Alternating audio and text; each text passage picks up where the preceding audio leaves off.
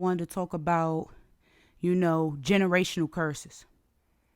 And generational curses is one of the top reasons why women shouldn't be out here getting pregnant by any and everybody. And before the punching gloves come out, and before the weapons come out, hear me out. If all you're going to do is repeat the same cycles that made you an only child, or that made you the only child in the household that didn't have their father there. Let me speak from my personal experience. I grew up in a home of 5 people. Like, as far as siblings go, I'm one within that 5. So it was 7 in the household altogether. However, I was the only one in the household whose father was absent. So what that means is I was the stepchild. So whatever that word means, I was every part of that, every essence of the stepchild. I came last, always. My feelings didn't matter. I had to pick up the pieces, always had to take care of someone else. And I found myself in a new relationship. And when you deal with these men, it's crazy how they can have the same similar background. Like, their mother was a single mom. My mother was a single married woman. And we'll talk about that on another episode. Where their mother was a single mom. However, they still, I want a baby. Like, a guy I was talking to, he made it clear he wanted a baby. And I said, well, what about a wife? Why would you want a baby and not a wife? That didn't you come from a single mom? You came from a single mom. Why would you make another woman a single mom? Why not make her a wife and then give her a child? Why not do that?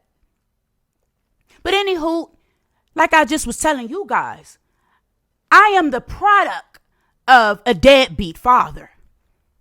Absolutely. If it had not been for God coming in my life and showing me that that's not my identity, I would still be in that dark place I was in as a child. Why would you create generational curses knowingly? My mother's father wasn't there for him.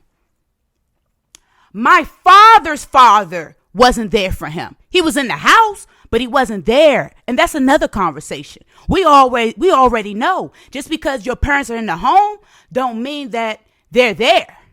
You just have the body, but you still don't have the emotional or mental connection that you need to have a healthy mind as a child.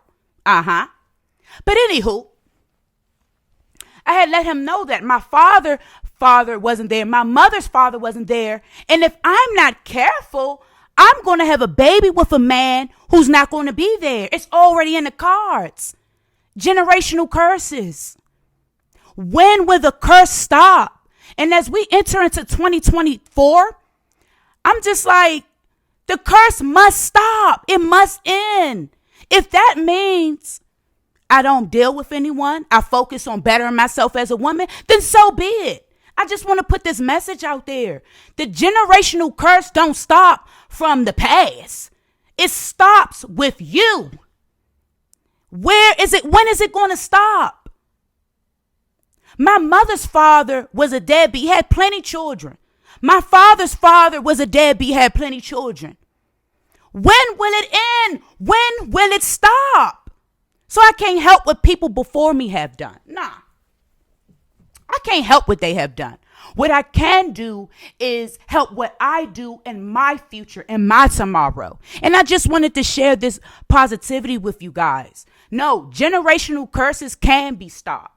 Just because your mother was a single mother, just because your father was a single father, does not mean you have to be a single parent. I mean, I got a solution to it. Some people may disagree, but I got a solution to it. What I'm thinking we could do, people that's like me that don't want to repeat generational curses, what we could do is just not have children. That's a guarantee you won't repeat the curse. Your legacy could start and stop with you. Fair and square. Because the generational curse must stop. It must stop. Your mom had bad credit. Your father had bad credit. Guess who else got bad credit? It must stop. But what I don't like about certain communities, and I'm going to talk about how I was raised. I grew up in a black home. So what I don't like about growing up in the black community is they do more chastising, beating on you and telling you what not to be and what not to do, but they don't lead and guide you. And that's what I plan to do with my little space here on these platforms. I want to try to be like a sort of a guide. The generational curses must stop with you. Not with your mother, not with your father, not with your sister, not with your brother. It stops with you. Be the pioneer of your generation. Be the pioneer of your family. Change it. Hey, and change is uncomfortable. So they're going to judge you.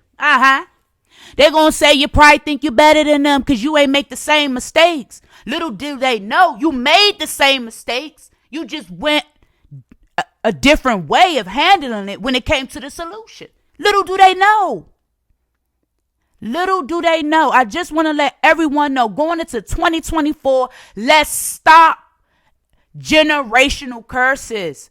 If your mama did it, your father did it, you already know you next. So see the handwriting on the wall. See the handwriting on the wall and do something about it now. Yes, you can do something about it. People, I can't do nothing. I can't. Yes, you can. This is your life. Ain't nobody coming to save you.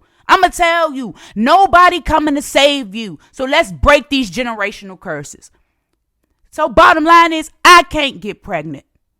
If I'm not going to establish a future with a healthy relationship with my husband and we decide to have a healthy child, no need for a relationship. And since I know the chances of a healthy relationship with a man and being able to raise up a healthy child, it's slim. That don't mean it's none, but it's slim, right? That means what? More self-improving and less looking for a mate. I don't have to look for a mate. You don't have to look for a mate, whether you're a man or a woman. Pour more into yourself and let's break these generational curses. Thanks for tuning in, guys. This your girl, Bossalini Neat from Ambitious Hustlers Podcast.